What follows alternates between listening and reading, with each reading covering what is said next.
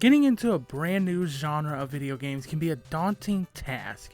Stepping outside of your comfort zone and going into something that you've never experienced before, you have no experience with it, you have no idea what you're doing, it's really intimidating, and you can get confused pretty easily.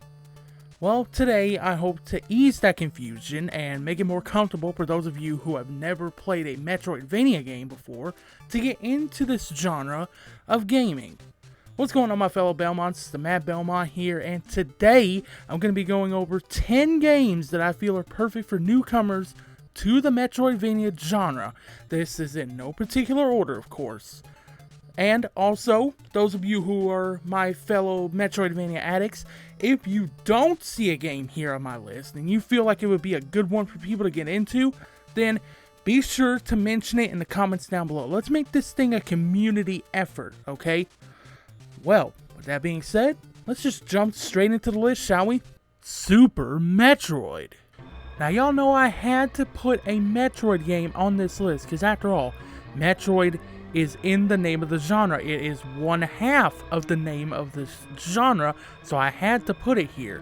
Now, I could have went with practically any Metroid besides the first one. That one did not age too well over the years, but I went with Super Metroid, and the reason why I did that, the reason why I went with Super Metroid is I feel like it encapsulates everything that the genre has to offer in that game. It's the very roots of the genre there. Okay, let me explain why. The exploration is top notch, okay? Every time you think you're about to hit a wall, you get an ability, you get a weapon that lets you progress further and further and further. It does not let you hit a wall at all, okay? Also, the atmosphere is tense, it's eerie, it's creepy, but at the same time, you want to explore more and you want to see what the next area is going to look like. You want to see what other enemies there are. Also, the music is incredible, okay? The music is great across this entire franchise. From the mainline 2D games to the Metroid Prime games, the Metroid series has incredible music, okay? That and Castlevania are two of the best franchises for video game music. And, not to mention, the controls have aged incredibly well, okay? This game came out in the early 90s. It's about 30 years later, and this game, it still controls really well, even by today's standards, okay? Now, it is hard, it's a challenging game, but I do think that you can look past that and just have fun with this game, okay? Now, if you want to jump into any other Metroid, though, if you want to jump into Dread, or Zero Mission, or Fusion, or Samus Returns, any of those games, if you want to jump into them, hey, that's fine too, okay? That is completely valid, I completely understand it, but I think that Super Metroid should be the one that you go for first, because, like I said, it encapsulates everything about this genre that makes it as enjoyable as it is. Now, where can you play this, you might be wondering? You can play this game on Nintendo Switch via the Switch Online service, or you can do another method that I am not going to mention because there is a likelihood that Nintendo will see this video and I do not want them sending their ninjas after me to murk me and my channel, okay? I want to stay here for you guys, so I'm not going to be mentioning it with this one. Other entries in this list? Yeah, maybe, but not this one. Nuh-uh. Anyway, let's go on to the next one. Castlevania Symphony of the Night. There was no way in hell I was going to make this list and not put this game on here, okay? It had to be on this list. That game is Castlevania Symphony of the Night, which, along with Super Metroid, okay, and basically the Metroid series as a whole, birthed the Metroidvania genre, and for damn good reason, okay? This game does everything right. Everything. From the gameplay, which is tight and responsive, to the story, which is actually really engaging, okay? It's one of the better Castlevania games that has a story that, you know, is up front and not, you know, just like text that scrolls at the beginning of the game like it did on the NES and Super Nintendo, okay, back in those consoles. The exploration of the castle. Like I said with Super Metroid, it gives you that feeling of constant progression and not feeling like you hit the wall, right? Literally everything in between. Music. Literally, I could go on all day about how incredible Soten is, okay? This game is a classic. It's a masterpiece in every single way. And, like I just said, it's my favorite game of all time. Now, you can play Castlevania Symphony of the Night on a bunch of different platforms, okay? You've got PS4 and PS5 thanks to the Requiem Collection, which goes on sale quite often, and it's super cheap. Even at full price, it's pretty cheap compared to what other games would normally be, okay?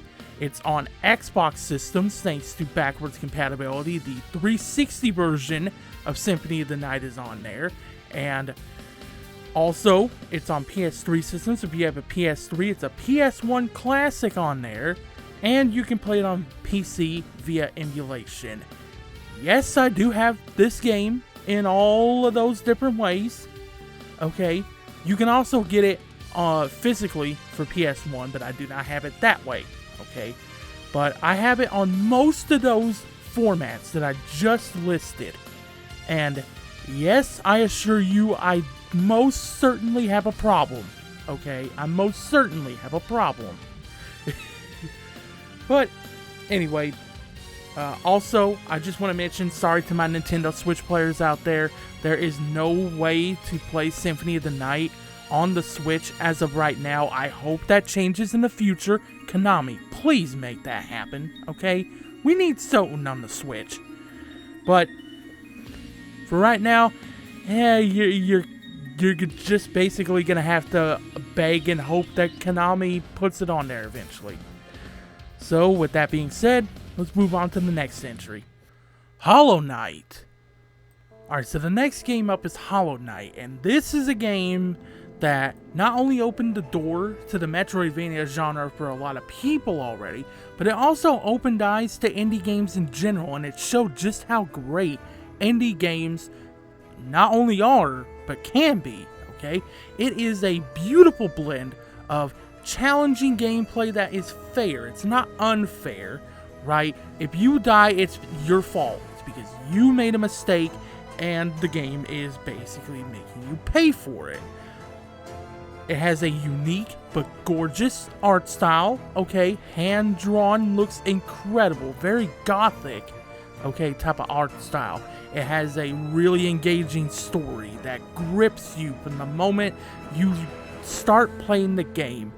And it has some pretty amazing music, although you don't really get to hear it a whole lot. When you do get to hear it, oh, it adds to the environment and the atmosphere in this game.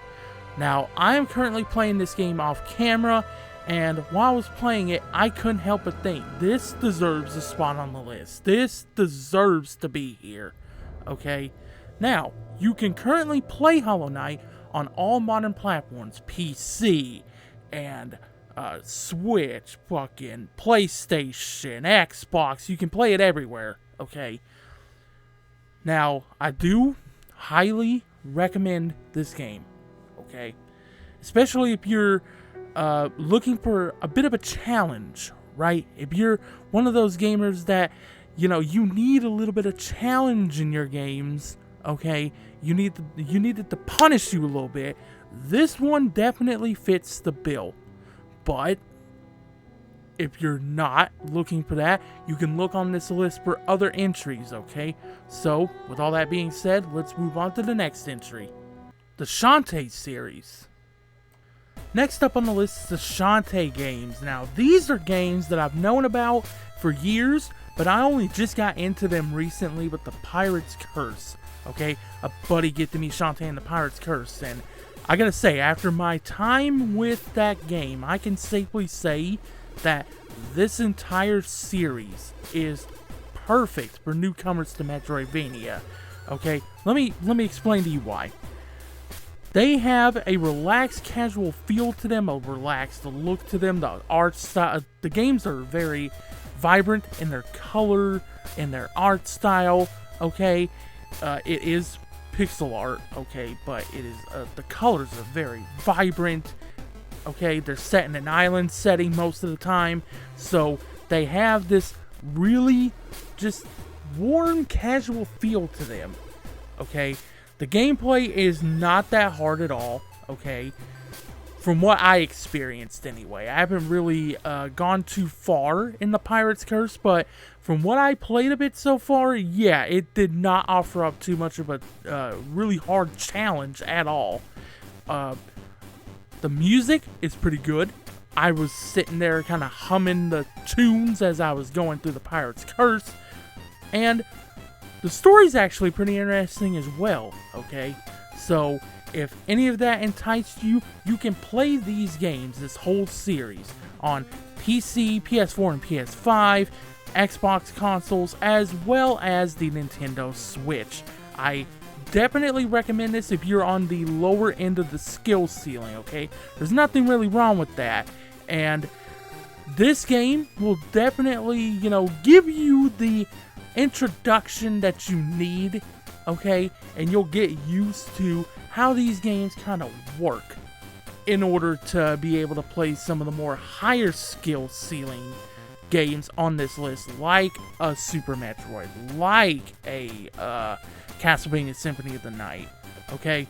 So, with that being said, let's move on to the next one.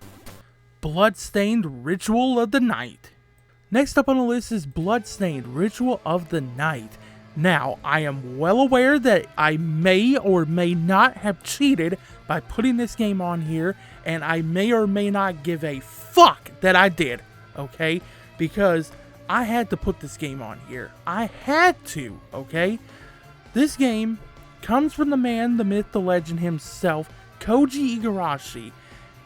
The man who made one of my earlier entries, Castlevania Symphony of the Night.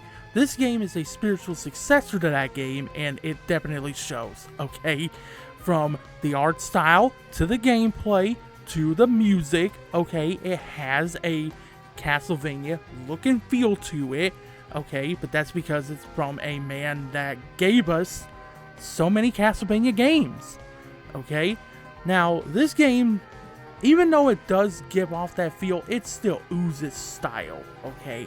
It has pretty tight and responsive controls. It has a great story, okay?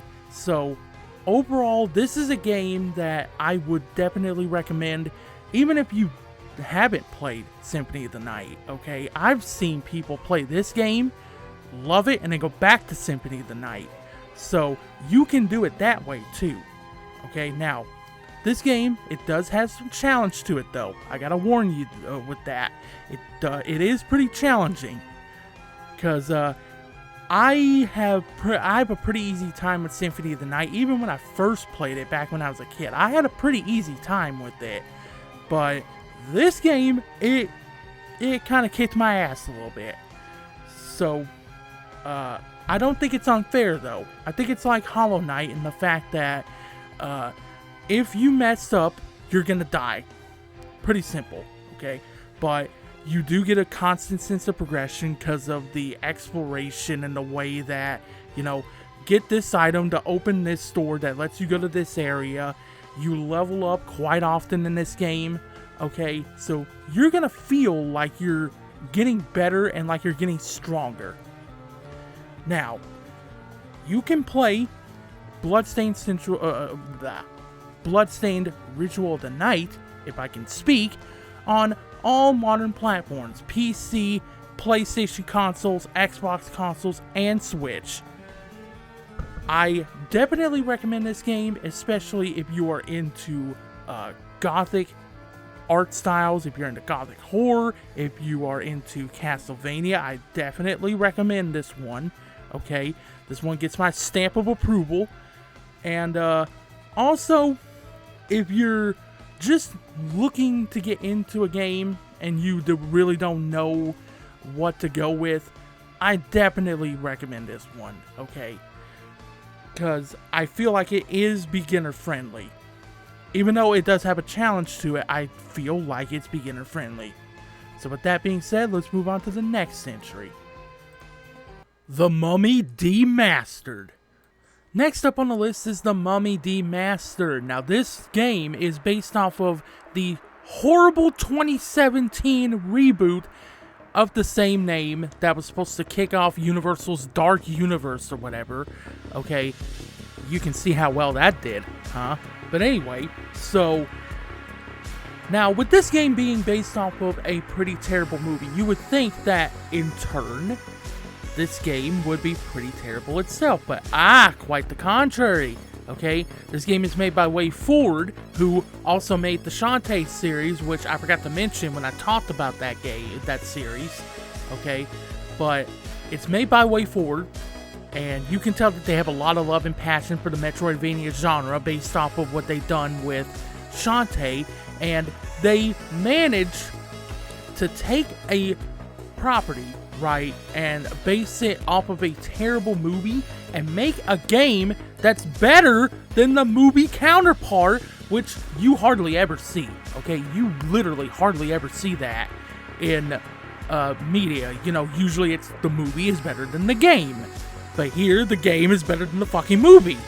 Okay, so this game, I highly recommend it to not only newcomers to the Metroidvania genre because of how great WayForward games feel. Okay, they have that challenge there, but they don't beat you in the head with it. Okay, it's very calm, very casual type of feel, but it does have a little bit of challenge here and there in some areas.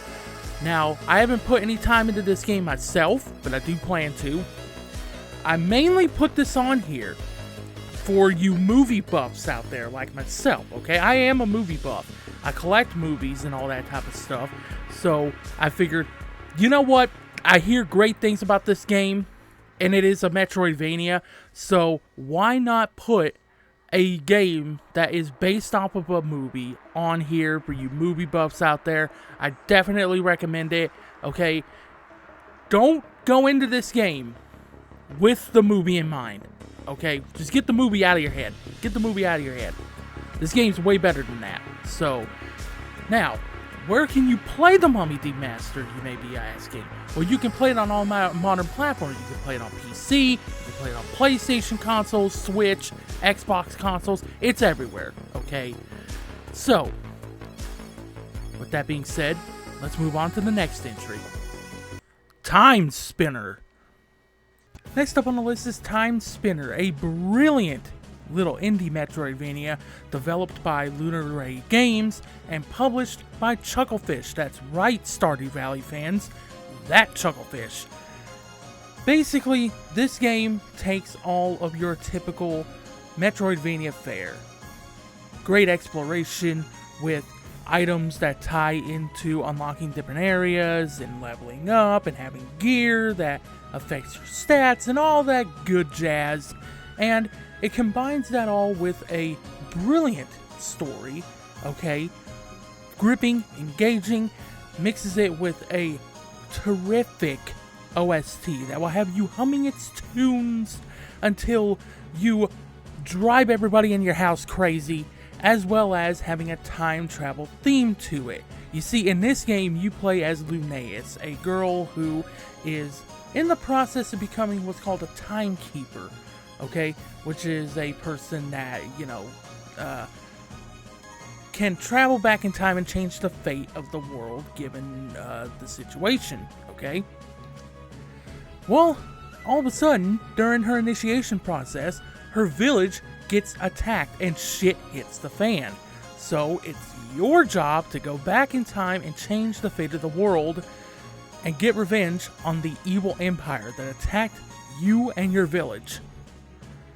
You can play this game on every single modern platform. PC, the PlayStation consoles, PS4 and 5. You can play this on Xbox Series consoles as well as Xbox One and Nintendo Switch. This game is literally everywhere, and I highly recommend it, especially if you're looking for something with a little bit of time travel to it, okay? So, with all that being said, let's move on to the next entry. Steamworld Dig. Next up on the list is Steamworld Dig. This game is a steampunk western Metroidvania that combines Spelunky with the typical Metroidvania elements. So you dig in a mine in this town. You play as this character named Rusty. He's an old steam bot who inherits his uncle's mine, and you, like I said, dig below the town. You gather up ores, you sell them. That then in turn lets the town get back to its former glory, and you keep that up basically. But you also get upgrades, you get new abilities and stuff like that. Typical Metroid fare, right? Metroidvania fare. And you also uncover an ancient threat that lurks below in the mines. So I put this game here on the list because in theory, you can straight up avoid a lot of the combat encounters in this game by just mining around them. And it really isn't too terribly challenging anyway, okay? So I basically put that on here because it does give more of a casual feel to it, okay? So, you can play Steamworld Dig on all modern platforms, just like most of the other games that I have talked about here. It's on PC, it is on PlayStation 4 and PlayStation 5. It is on all of the Xbox consoles, so the Series consoles and the Xbox One, and it is on Nintendo Switch. I think it's best played on the Switch because of the portability factor, but I do have it on PS4 and it is an enjoyable time. Okay? With that being said, let's move on to the next entry. Yoku's Island Express.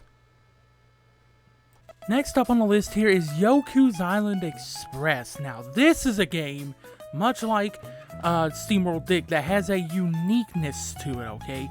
This one blends Metroidvania elements to the side-scrolling platforming and the take this item to unlock this area and all that good type of stuff. But it combines it with pinball, okay? You play as a dung beetle named Yoku, okay? He becomes a postmaster and he arrives at this really cool looking fictional island called Mokumana, okay?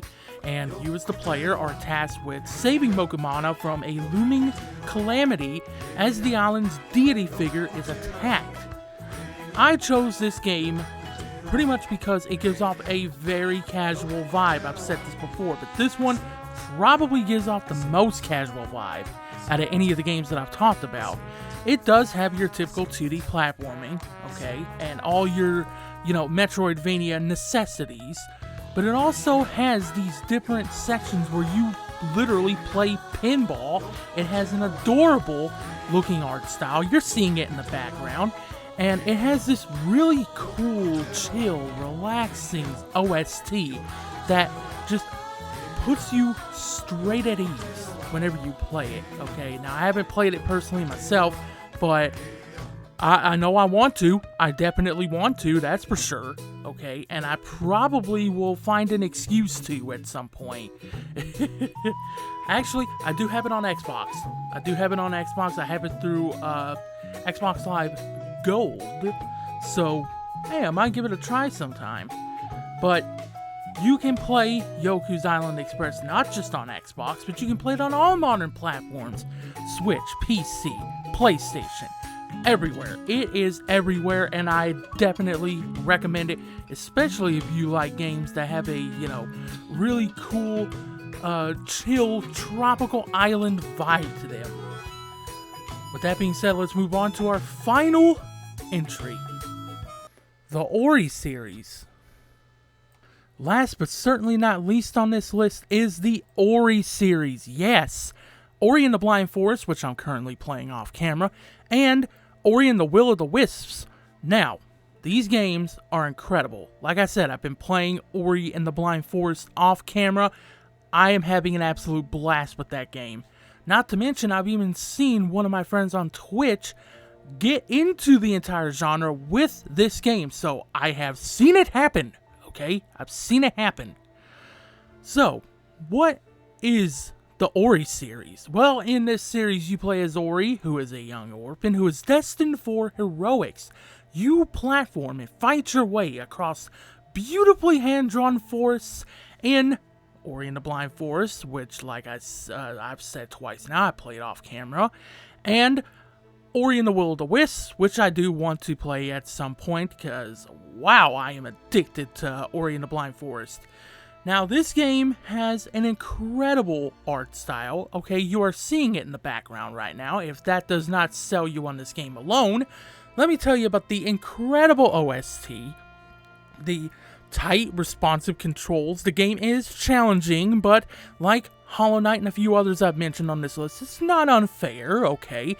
When you die, it's because of something you did, not because of the game hating you, I promise, okay?